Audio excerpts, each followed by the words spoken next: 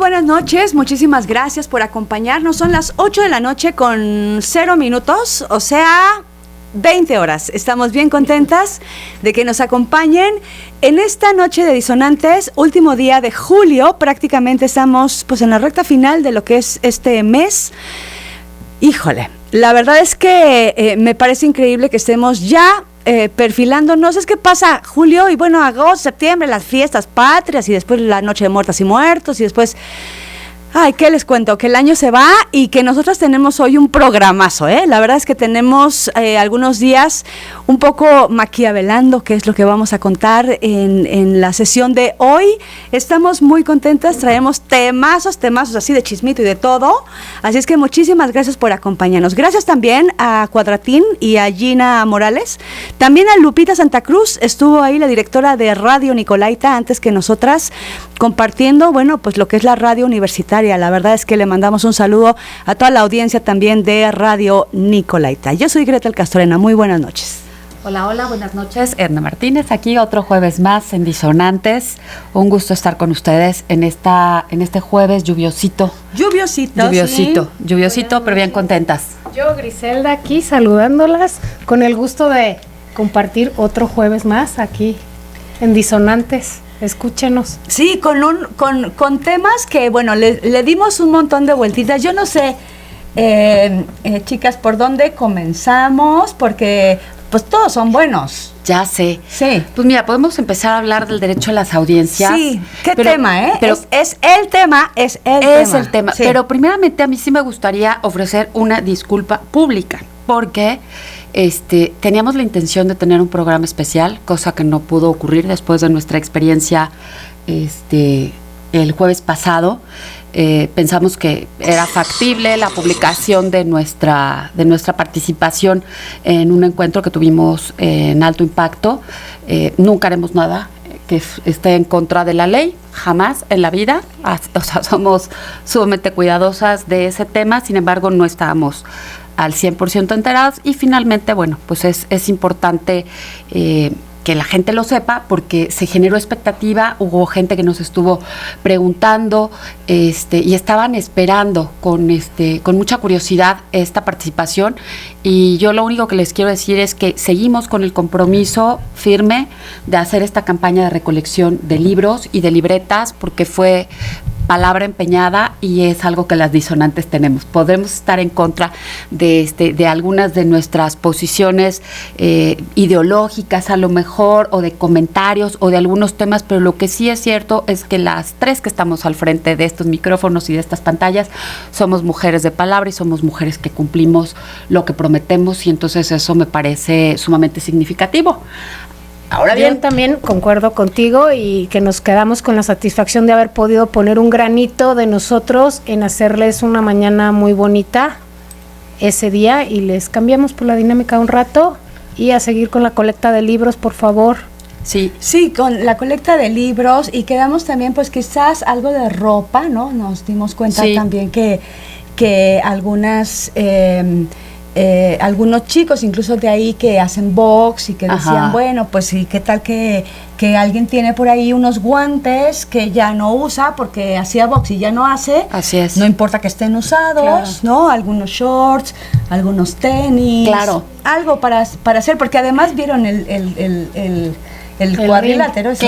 Claro. No, yo creo que hay cosas importantes que la gente debe de saber, y que la intención de nosotros de participar en este tipo de actividades siempre va en pro de sumar. Nunca de hacer algo que esté fuera de lo que mandata la ley.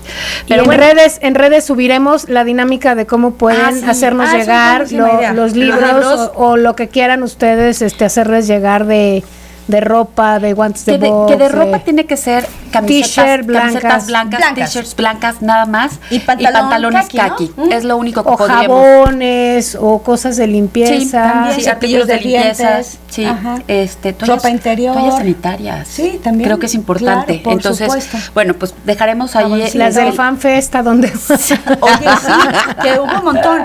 Y bueno, además decirles que habrá que pensar la dinámica porque vamos llegando, por supuesto estamos transmitiendo en vivo, ¿Y qué tal que Santa María ya tiene unos jueguitos ahí?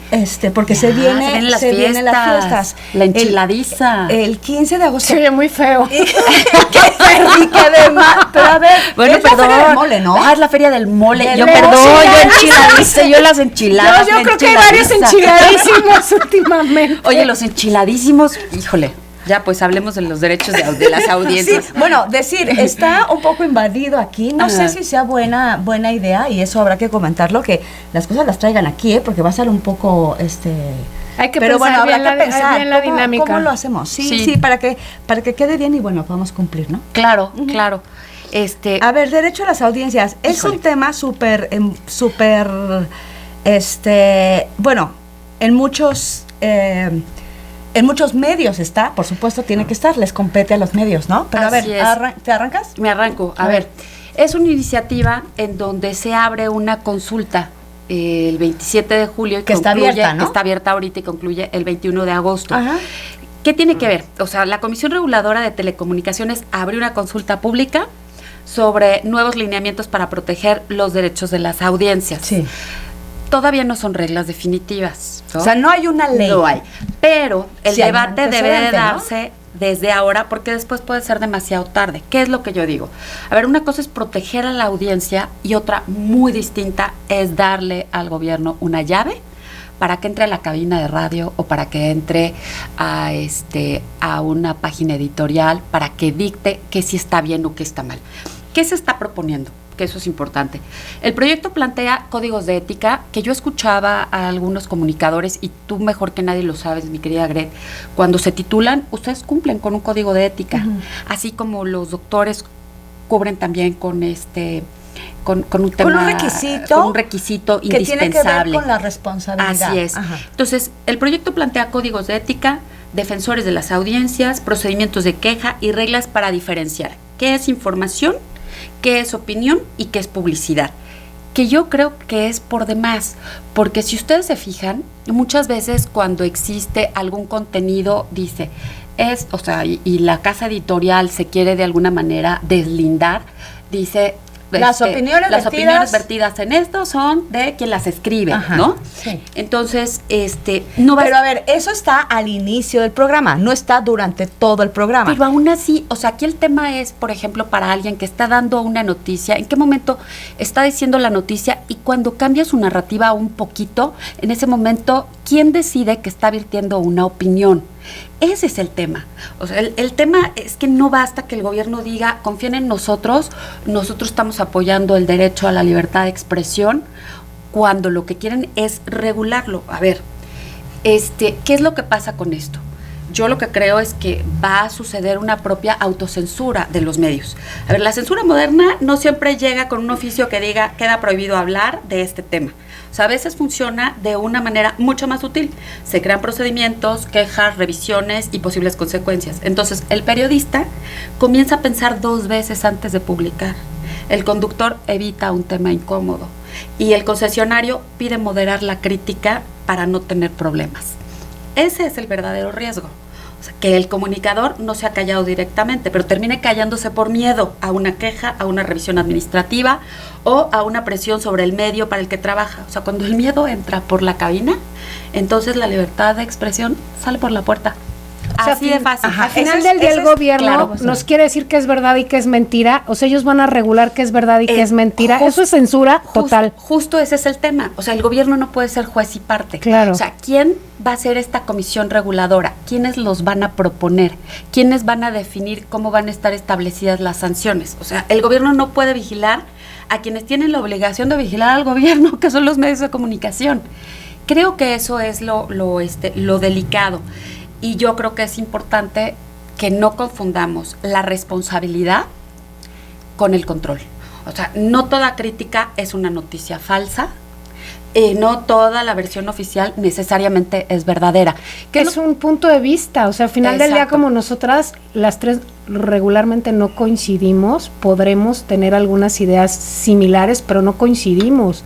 Y eso no quiere decir que lo mío sea mentira, lo tuyo quién sabe y lo tuyo sea la verdad, o sea, no, claro. Son maneras de ver sí las cosas. Que en la parte de abajo, a partir de si se aprueba esta, tendrá que decir todo el tiempo las opiniones vertidas de estas 3 mujeres que están aquí hablando son opiniones personales que no representan los intereses de la empresa. ¿Y qué pasa? Que entonces ¿te pierdes credibilidad o qué? No, el tema es, creo yo, el tema es que si tú emites una opinión que al gobierno le parezca falsa o le parezca complicada, te va a decir compruébalo. Te va a decir compruébalo, o sea, quiero pruebas. A ver, perdón, pero a mí me parece un exceso.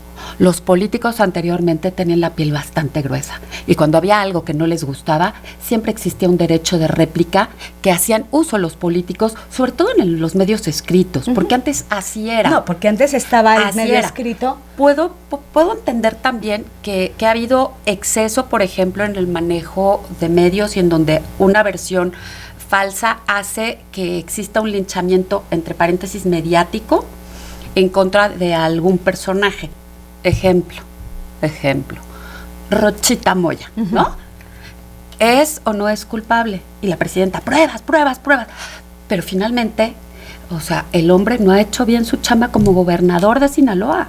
Punto. Y a las pruebas nos remitimos cuando hablamos de cifras, de muertos, de desaparecidos, de negocios cerrados y de muchas cosas que pasan en el estado de Sinaloa. Entonces, y el otro sigue cobrando. Claro. Entonces el tema es ese, o sea, creo yo que los derechos a las audiencias deben de existir para fortalecerse, pero nunca pueden convertirse en un mecanismo para castigar la crítica.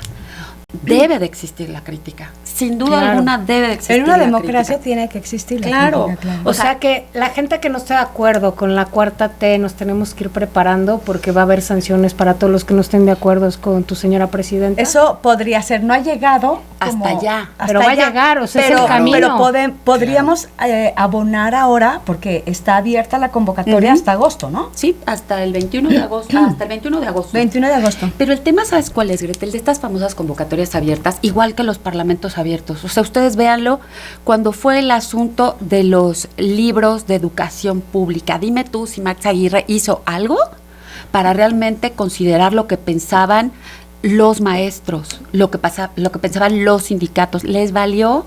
O sea, Tres pepinos, no les importó absolutamente. Entonces, estos famosos parlamentos abiertos y estas famosas consultas es abonarle algo que ellos ya decidieron. Ellos ya lo decidieron. Lo que pasa es que ahorita no te están dando la última versión de cómo va a quedar y de quién va a sancionar y quiénes van a integrar esta comisión. Perdón, pero el gobierno no la puede integrar.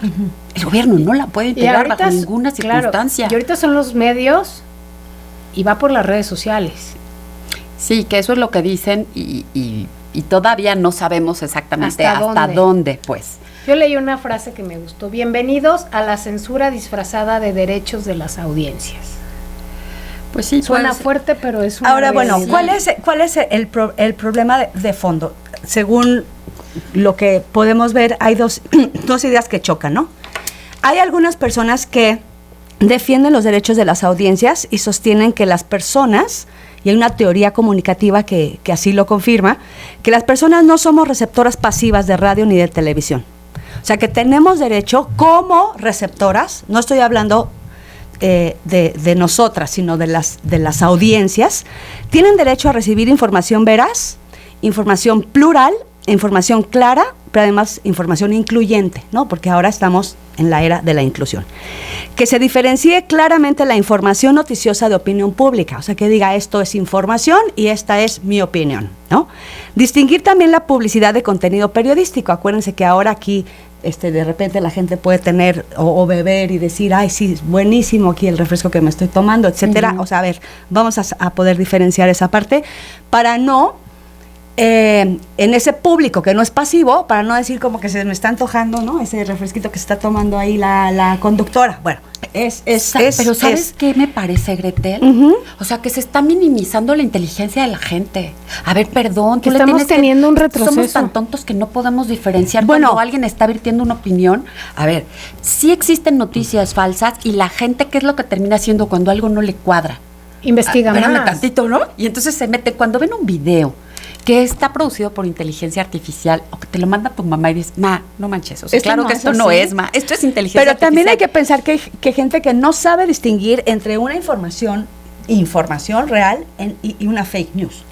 Yo conozco gente, estudiantes de comunicación que leen la cabeza de la nota, inmediatamente comparten la información. Sin leer. A ver, espera, tú no lo puedes hacer así. Pero un medio de comunicación serio no lo hace. Ajá, pero hay muchos medios de comunicación que no puedo decir que no son tan serios, como por ejemplo, el Reforma, y tú ves en redes sociales el Deforma, ¿no? Pero ya de entrada desde la cabeza te juro que te botas de la risa. Pero no toda la gente, ese es el asunto, no toda la gente. Y no sería todo esto de esa parte. A raíz de lo que se publicó de la relación amorosa de Monsiváis con el PG. Pues porque sí. O sea, que a raíz de eso se haya empezado esta iniciativa. A ver, yo te voy a decir, desde antes, digo, no hay que... Porque el medio era serio, el medio sí, donde... pero yo te voy a decir, además de eso, Gris, o sea, la propia autoridad, el propio gobierno, no empezó a manejar en sus mañaneras el quien dice mentiras y que tenían hasta, o sea, para poder de alguna manera defenderse. Está bien, si hay algo que esté incomodando al gobierno, pues entonces, así como ellos piden pruebas, pues así también, a ver, esto es una fake news, y entonces en este momento nosotros pues hacemos uso de un marco jurídico para poder decir que nos están difamando. Entonces, creo yo que no hay necesidad de llegar hasta allá. Ese es mi personal punto de vista. Sí, además de eso se trata. Porque además, o sea, necesitamos defender la libertad de expresión, o sea, de veras, o sea, defender la libertad de expresión es defender a los medios, es defender el derecho a toda la sociedad a conocer, a cuestionar y a decidir qué consume y qué no consume. Ajá, sí, en este abanico, digamos, de posibilidades que tienen. Tienes el dedo que puedes seguir subiendo y te brincas la noticia o no. Bueno, ahora la idea no es nueva, ¿no? Estos derechos tienen su origen en la Reforma Constitucional de Telecomunicaciones del 2013 y fueron desarrollados en la legislación del 2014. La preocupación real de los medios, periodistas y organizaciones que además defienden, por supuesto, la libertad de expresión bajo el argumento de proteger a las audiencias, estoy hablando, ojo, de las audiencias, es que el Estado termine teniendo esa capacidad para decidir qué información, como lo dices, es correcta y qué no, qué es opinión. Que es verdad. Este asunto de que discriminas o no discriminas. A ver, el ejemplo de este periodista que no sé en qué momento dijo: odio a los mexicanos porque se quieren parecer a los argentinos. Se vino una ola así de odio entre los argentinos. A ver, hay argentinos súper buena onda, la verdad. Hay argentinos a los que te los quieres quedar. No, o sea, de verdad, no son todos los argentinos. Pero ese señor lo dice al aire, que además está igual hasta descontextualizado. Se los cuento porque, fíjense, en algún momento, rápido, 2 minutos, estaba yo trabajando como directora de comunicación social del DIF estatal hace muchos años con el licenciado Tinoco Rubí. Bueno, vamos a cubrir una información porque encontramos, fíjense, a un niño encadenado a la cama, a su cama, y lo cuidaba una viejita. Bueno, pues el niño encadenado. ¿Cómo el niño está encadenado? Oiga, señora. Claro, el titular al día siguiente en el periódico principal de Morelia fue esclavitud en el siglo XXI, ¿es esto? En el siglo XX, entonces. ¿Cómo? Esclavitud, no, a ver. El análisis del contexto, si tú te pones a platicar con la viejita dice: señorita, tengo 80 años, el niño tiene déficit de atención, su mamá se fue a Estados Unidos, su papá ni siquiera lo conozco. Se han ido y me han dejado a mis 80 años este niño de 8 años que tiene déficit de atención, que no lo quieren en la escuela, que se sale a la calle y entonces siento que lo atropellan, que todas las vecinas va y las molesta porque va y se come su comida y se mete a sus casas y en la escuela agarra las tijeras y quiere lastimar a la gente. Señorita, lo único que se me ocurrió fue amarrarlo. Y tú dices, claro, si yo fuera la viejecita, lo amarro. Chamaco de porra, ¿qué le pasa? Para que no se le escape, para que no lo atropellen, para que tenga donde darle de comer, para que no se le vaya, porque el niño, pero así, no, entonces lo tenía con cosas, etcétera. Sí, estaba amarrado, yo lo vi amarrado. Y entonces digo, sí, a ver, espérenme, por favor, platiquen todo, sí, claro, en la nota platicaban todo lo demás, y platicaban la historia de la mamá que se fue a Estados Unidos, y platicaban la historia del papá que quién sabe dónde está, y platicaban que la hermanita adulta se fue no sé qué, y platicaban la historia de la viejecita que es muy pobre, que vive en un lugar súper horrible, en pobreza, y entonces el niño tiene déficit de atención, el niño es hiperactivo, el niño, y tiene 8 años. Entonces escuchas a la viejita y la nota decía todo lo que les estoy diciendo, pero la cabeza regularmente todas las cabezas, y las cabezas siempre se van contra el DIF, y entonces imaginarás tú, ¿verdad? A la presidenta del DIF cómo se le dio el ojo de lado diciendo, Gretel, controla, no, eso no se puede controlar, señora. Eso no se puede controlar. Es decir, ahí entra primero que él o la periodista que cubrió la nota tenga los elementos mínimos indispensables para pensar, esa cabeza no va ahí.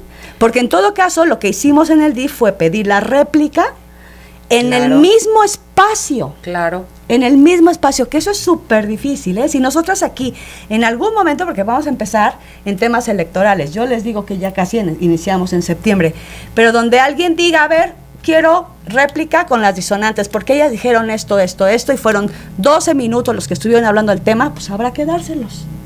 ¿Están de acuerdo ustedes con eso? No necesariamente. Pues en teoría se supone que eso es lo que tendría que decir las personas. Pero si eso te lo marca la ley, si eso te lo marca la ley, uno se apega a lo que marca la ley. Eso. Si dentro de la legislatura o del propio INE te dice y te sanciona y te bla, bla, pues esto sí se puede, esto no. Pues tendrás que cubrirlo. Ahora, ¿cuál fue la ventaja de esta anécdota que tú comentas? Que finalmente tuvieron una réplica, Gretel, y que seguramente el gobierno actuó en consecuencia y dijo, bueno, a ver, pues si la señora ya no puede, a lo mejor nos lo llevamos a guardia y custodia de DIF y vemos ABC o apoyamos de alguna manera.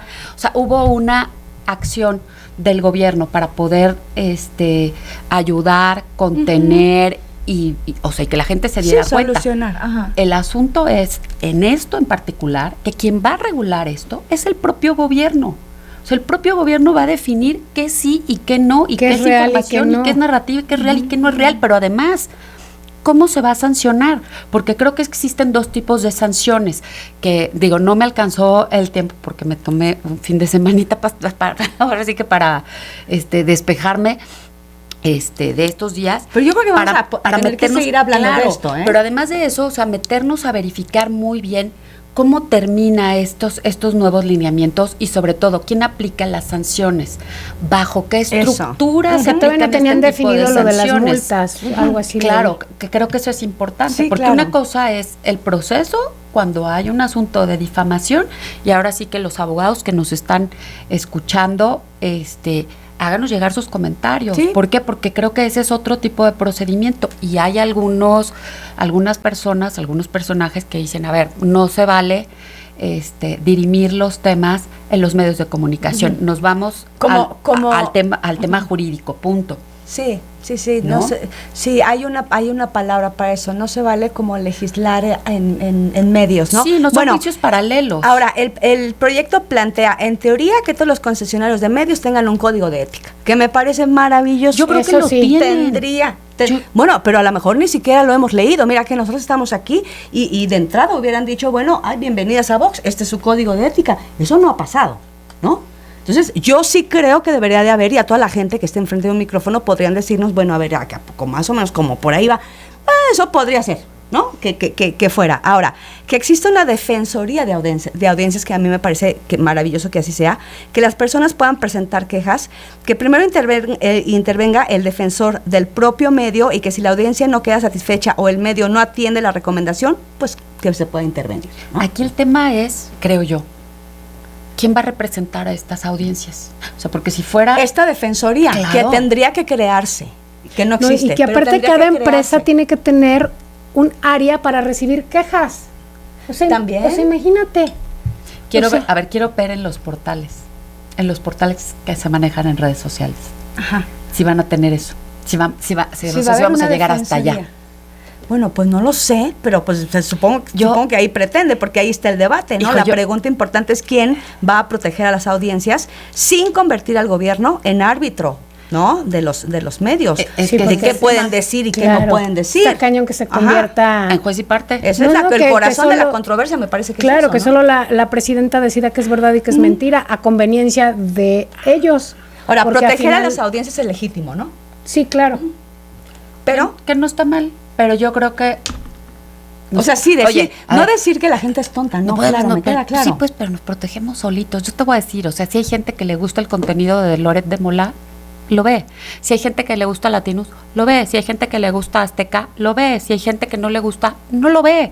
Así como fue el tema del Mundial, en donde estaba por Televisa y qué hacían, por ejemplo, cuando jugaba la selección y todavía no habían comprado los derechos, pues la gente decía, pues lo veo por Televisa, pero le pongo mute y escucho la narración de Martinoli. Claro. Punto. Sí. O sea, creo que es un tema de libertad hasta de decisión. Ujú, claro. Eso es lo que a mí me parece, pues. Pero bueno, vamos a ver en qué desencadena todo esto. Bueno, porque que seguiremos hablando de que ello. tengan su código de ética y que tengan su defensor de audiencias, cada medio. ¿Ok? Sí, porque la Pues libertad vamos a de ver. expresión se puede convertir en un privilegio, no en un derecho, y eso está cañón. Eso también. Bueno, pues habrá que ver desde la perspectiva, digamos, de derechos, pues sí me parece buenísima esa parte de la defensoría, porque hoy en día existen defensorías de las audiencias, pero son, bueno, decorativas, son elefantes blancos, así como los observatorios. Hay un montón de observatorios, el de participación política, por ejemplo, aquí de las mujeres. ¿Qué ha hecho? Nada. O sea, yo No sabía ni recuerdo- que existía, Bueno, perdón. por ejemplo, ¿no? Han pasado un montón de elecciones, el Observatorio de Participación Política está, lo tiene el INE, lo tiene el Gobierno del Estado, lo tiene el Tribunal Electoral, lo tiene la sociedad civil, sí, y siguen violentando a las candidatas y no saben ni las candidatas que tienen Que ahí existen. un observatorio que puede arroparles para poner las denuncias, ¿no? Y en teoría tenemos entrenamiento para eso, por ejemplo. Así es. Bueno, Así vamos es. a seguir hablando de esto, ¿no? Porque esto apenas empieza. Esto apenas Ya empieza. sé. Oigan, pues nos vamos a ir a un breve corte comercial. Quédense con nosotros. Estamos en Vox 103.3 FM y somos Disonantes. Disonantes. You make me feel like I'm alive again.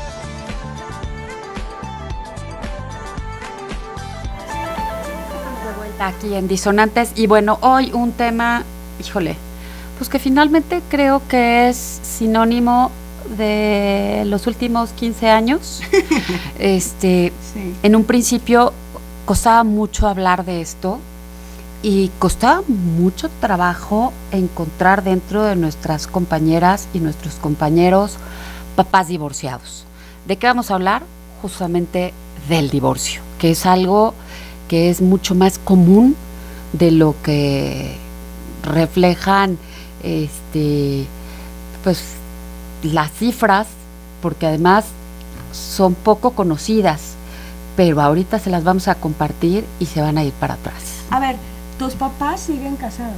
Mis papás siguen casados, tienen 54 años casados. ¿Y los tuyos, Luis? Los míos también siguen casados, tienen 54 años. ¿Sí? Ay, igual. 53. Bueno, más de 50. ¿Sí? Los míos tienen 50. Si yo tengo 52, 53 ellos años. tienen, se casaron por mi culpa, ¿verdad? Yo venía en camino. Y no se han dejado. A veces pienso y digo, ¿por qué no se habrán dejado? Pues no lo sé, pero ahí están, ¿no? Sí,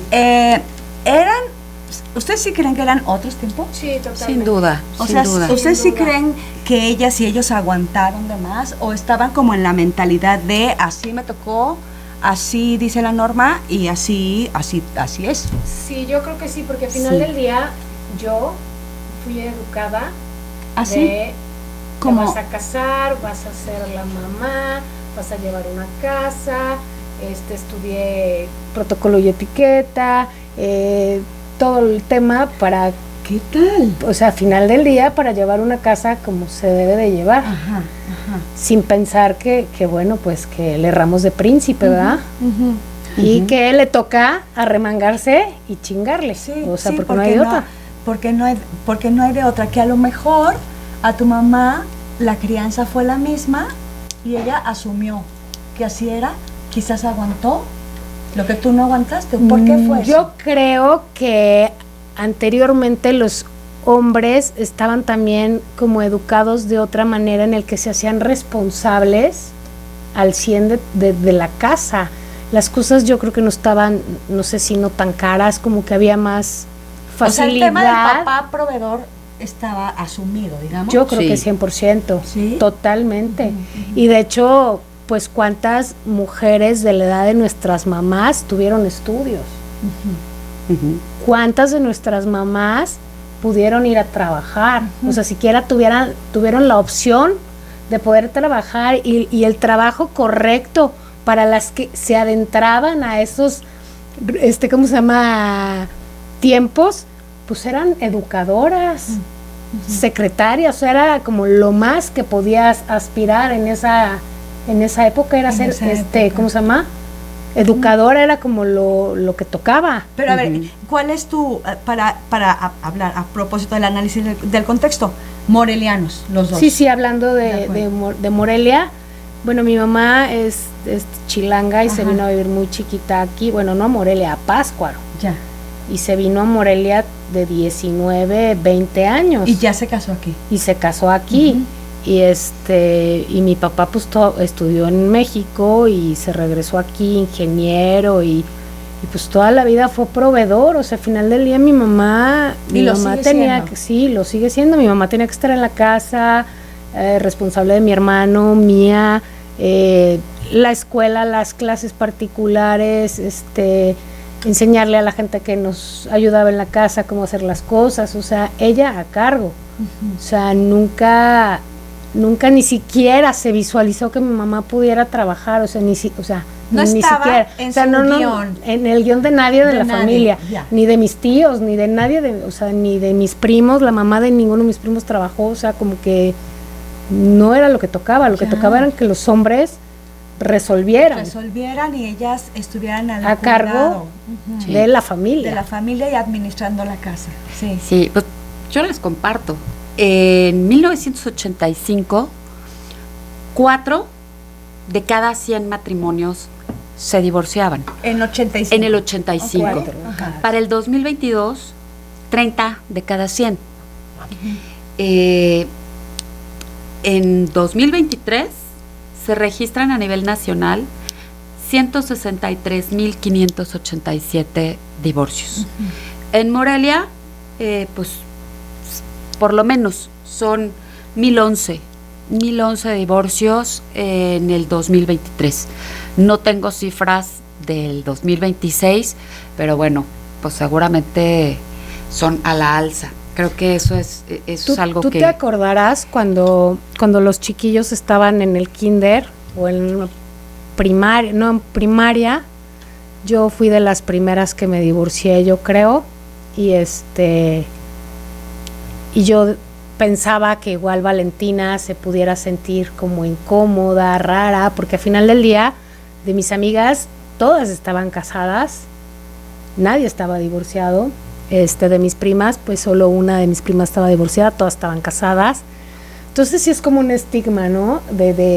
Ay, la divorciada o así. Oye, ¿y te dejaron de invitar como a lugares, como a fiestecitas? No, como la así? verdad no, porque a los que nos invitaban con mi ex marido, pues era por mí, no por él. Ya. Entonces, pues al final del día a mí esa parte no social no me afectó. Ajá. Lo que sí es que uno tiene que empezar a cuidar muchísimo con quién platicas, con quién te tienes a platicar, con quién no, cómo saludas, porque pues al final del día tienes los ojos de todo el mundo encima. Puestos encima. Pero a lo que iba es que al año siguiente o 2 años de que yo me divorcié, ya prácticamente las parejas que quedaban casadas de los papás de los compañeros de Valentina eran mínimas. Ya. O sea, se fue como... se fue como disparando poco tiempo. los divorcios en muy poco tiempo. Que al final, cuando terminó secundaria, pues prácticamente casi todos estaban divorciados. O sea, eran 3, 4 parejas que se salvaban. O sea, fue muy notorio, ¿te Fue acuerdas? muy notorio. Fue muy Ajá, notorio. en cosa de nada. Resulta que todas estábamos divorciadas. Divorciadas, claro. O sea, fue muy rápido. Sí. Fue Ahora, muy rápido. a mí me parece que el tema de los derechos humanos, que además va muy relacionado directamente con el divorcio, precisamente porque hay algunos derechos que están involucrados, como el derecho al libre desarrollo de la personalidad, ¿no? Porque cada persona pues tiene el derecho a decidir su proyecto de vida. Y resulta que durante mucho tiempo estuvimos, no sé ustedes, pero bueno, pues supongo que fue así, estuvimos como generando y cumpliendo expectativas que las demás personas esperaban de nosotras. O sea, en el caso, por ejemplo, tuyo, que yo te escucho, tu mamá no esperaba que te divorciabas, esperaba que tú cumplieras un... Sí, es más, yo tampoco me casé para divorciarme. O sea, al final del día yo me casé porque iba a jugar a la casita, el convertible, la pañoleta volando, el perrito y los niños. O sea, ese era el cuento completo, ¿no? Sí. Y al final del día...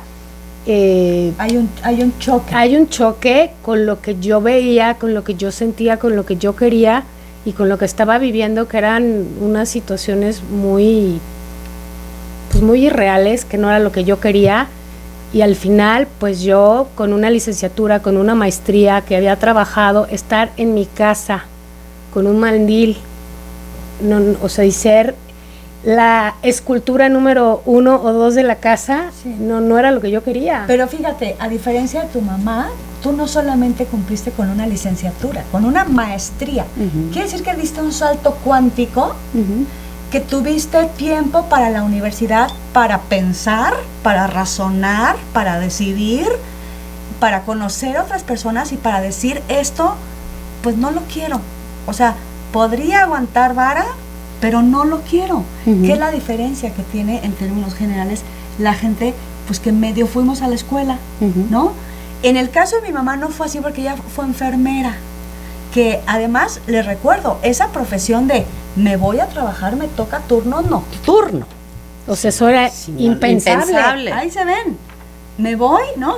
Te quedas con la niña porque yo voy a cumplir mi horario de 8 de la noche a 8 de la mañana. ¿Cómo? ¿Toda la noche? Bueno, pues la gente se enferma en la noche, y la gente se accidenta en la noche, y la gente le da diarrea en la noche, y la gente se muere en la noche. ¿Cómo la ves? Pues así, porque además la enfermería no tiene horario, igual que el policía, ¿no? Claro. Bueno, pues imagínense ustedes eso, porque además de Pátzcuaro, mi mamá también es de Pátzcuaro. Bueno, mi mamá nació en Pátzcuaro. Entonces mi mamá se viene atinadamente, mi abuela dice, pues la casa del estudiante, yo creo que aquí, pero fíjense, para estudiar enfermería hasta la fecha, después de la secundaria. Yo no me imagino llevar a mi hija de 13 años, ponerla en la casa del estudiante y decirle, bueno, que las diosas te bendigan, ahí tienes tu casa en Pátzcuaro, ojalá, bueno. Y entonces se queda aquí, termina enfermera, después se hace licenciada, y después se titula, después hace más, después yo ya era grande, mi mamá hizo la prepa junto conmigo. Pero fíjese cómo tuvo que romper también, ¿no? Ese techo que había para que las mujeres, pues primero salieran de su casa, porque además se vino en contra de la voluntad de mi abuelo. Mi abuela vino y la trajo, la depositó y se regresó ya sin una niña, ¿no? Claro, porque no era permitido. No, bueno, qué moderna tu abuela para aventarse el tiro de venir y traer a tu mamá y dejarla instalar y decir, ¡wuhu! Claro. O sea, ¿sabes?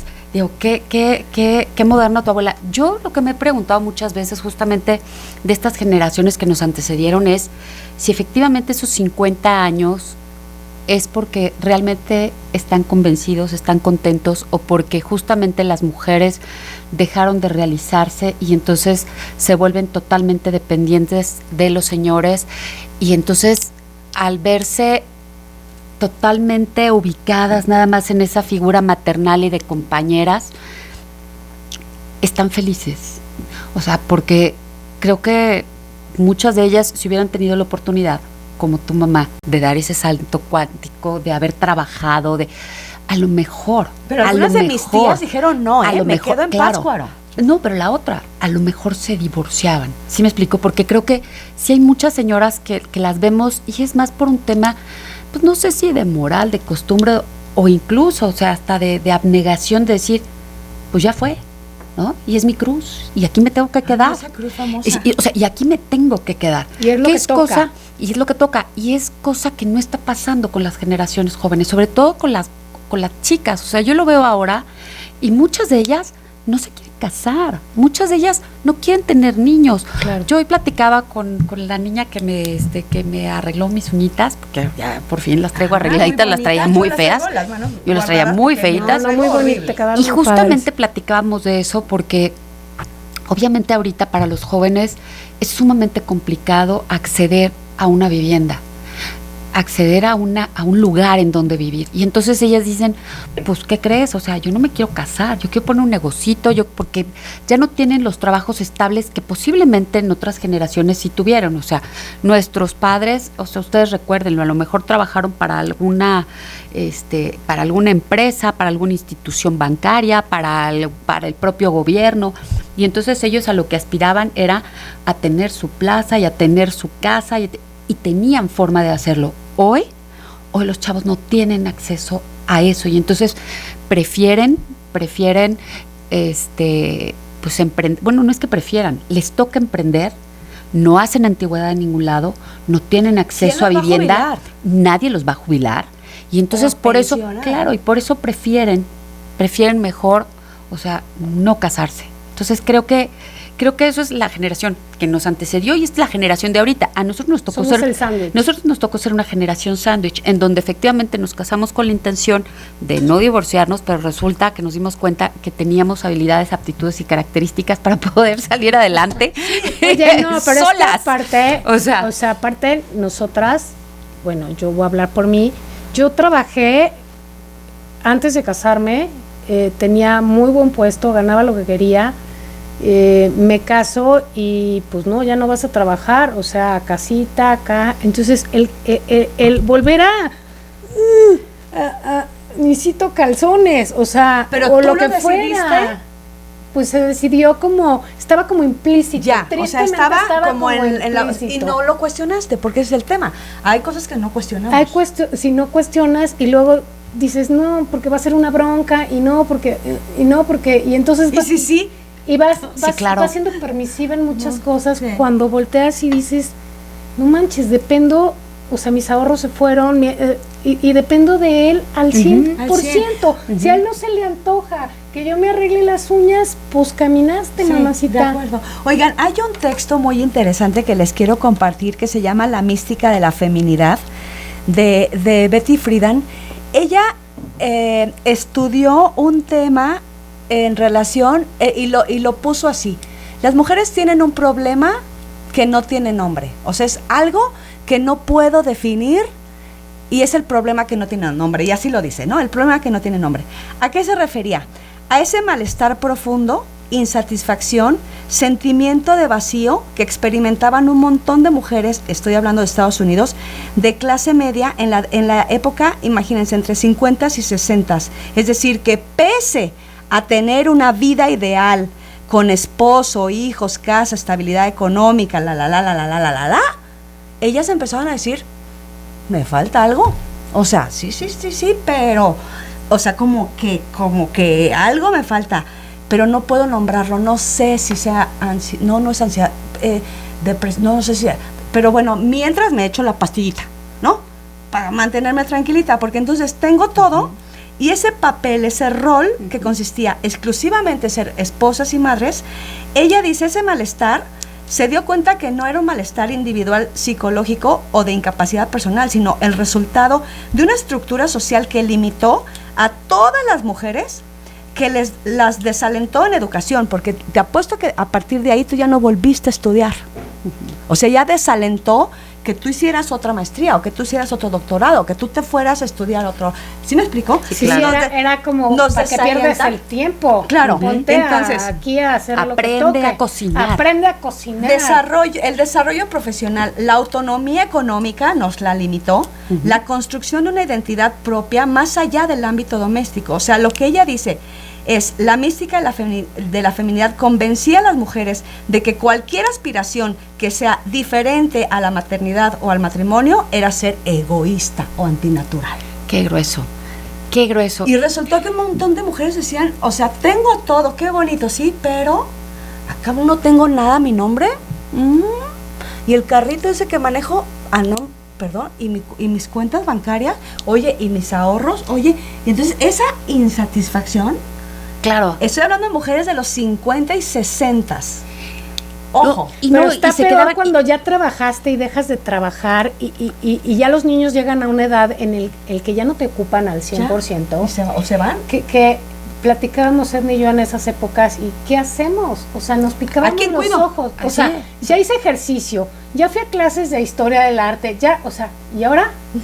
Ya sé cocinar perfecto, cocino en 1 hora desde todo. Agua, sopa, guisado, hasta postre. Ajá. O sea, ya tengo todo eso, porque aparte cuando uno es competitivo, pues tú sabes que... Claro.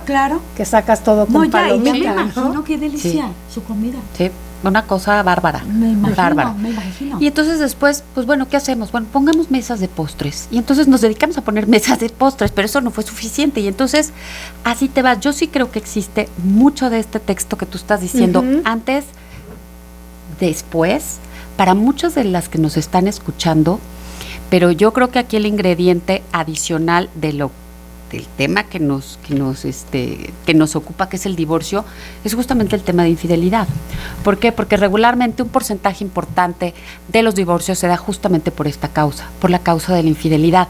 Y luego se viene un tema sumamente complicado, que es las que dejaron de trabajar durante mucho tiempo y de proveer, se quedan sin recursos económicos para poder enfrentar su presente. Claro. Entonces, pocas sentencias incluyen el tema de la pensión. O sea, solamente el 39.6% de los casos de divorcio se establece el pago de pensión alimenticia. A nivel nacional, solo el 42% de los casos donde se solicita la pensión se concede. Entonces, existe un alto incumplimiento. 3 de cada 4 hijos de padres separados no recibe pensión, lo que deja 3 de 4, lo que deja 3 de cada 4 hijos sin ese apoyo. En total hay 7,855 casos de deudores alimentarios en el estado. Y se queda corto. Se queda corto. Porque faltan muchas. Faltan muchas. Y el impacto en las mujeres, bueno, el 60% de madres divorciadas en México quedan sin apoyo económico.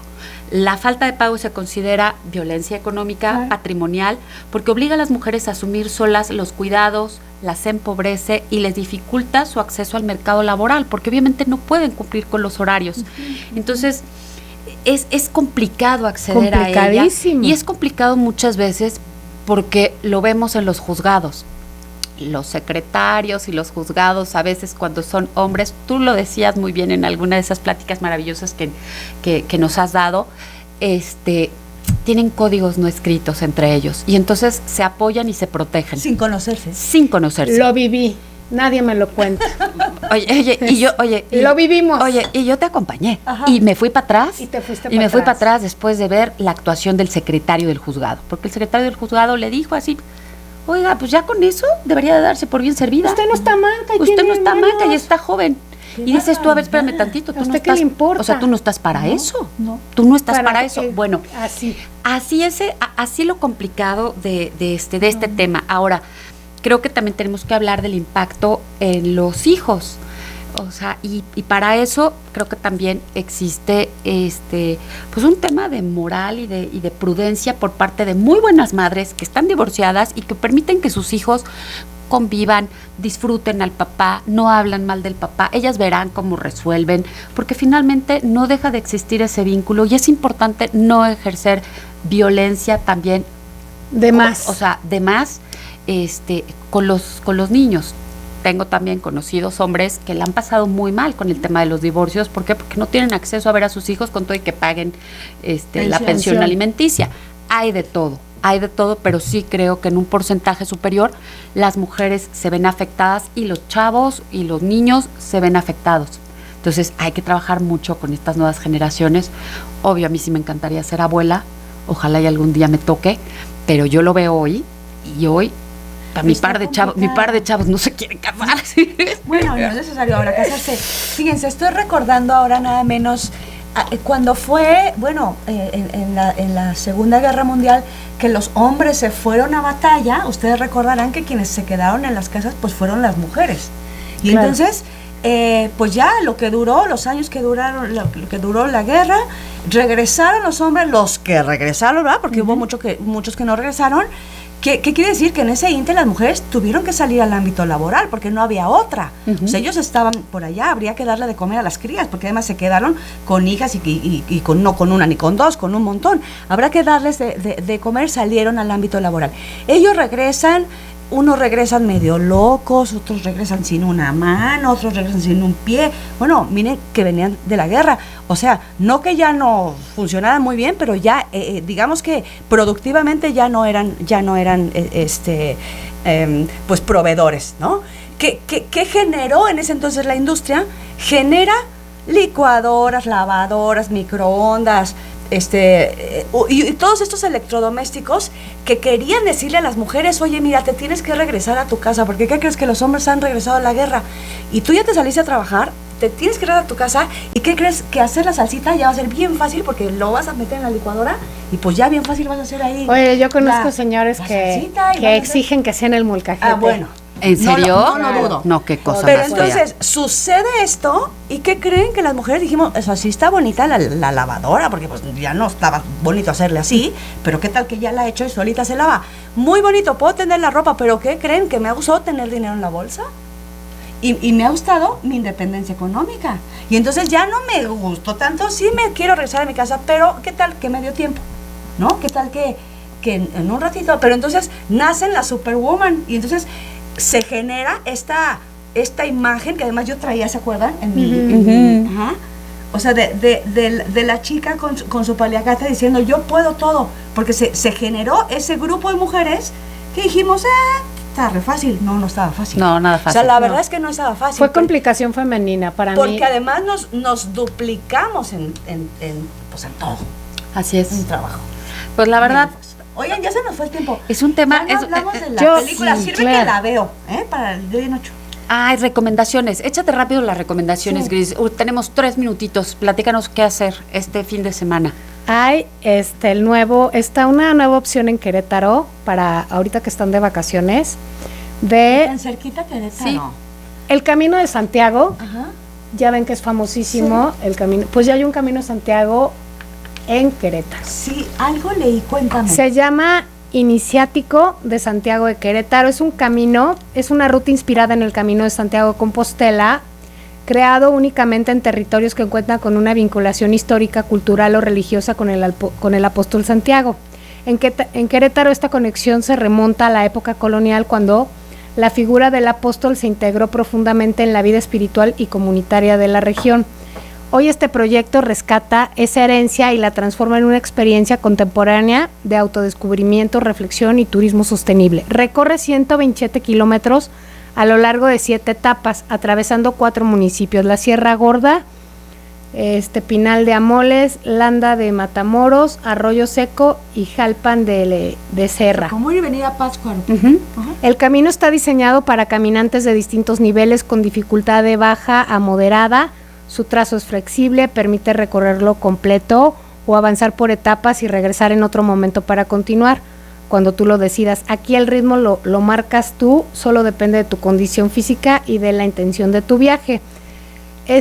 También que hay un chorro de hotelitos, hostalitos, casas, comida típica, y se ve que está padre, y pues va a ser una experiencia padre y no te tienes que ir hasta... No, está buenísimo. España. Y te sale un poquito más barato. Un poquito más porque ir a barato. Santiago de Compostela es Santiago de complicado. Compostela creo que son 800 kilómetros el Sí. recorrido. Aquí solo son 127, que yo creo que para una mortal común y corriente como yo, que no camina, creo que Claro, más está que buenísimo. suficiente. Y además Sí. estás en 127. Querétaro, no me gustó, ahí te sientas y te esperas que alguien te recoja, hablas por teléfono. Claro, Son, alguien son vengan siete, por mí. son 7 Y paradas. me voy a mi casa. Allá, Vengan por ¿cómo? mí. Vengan por mí.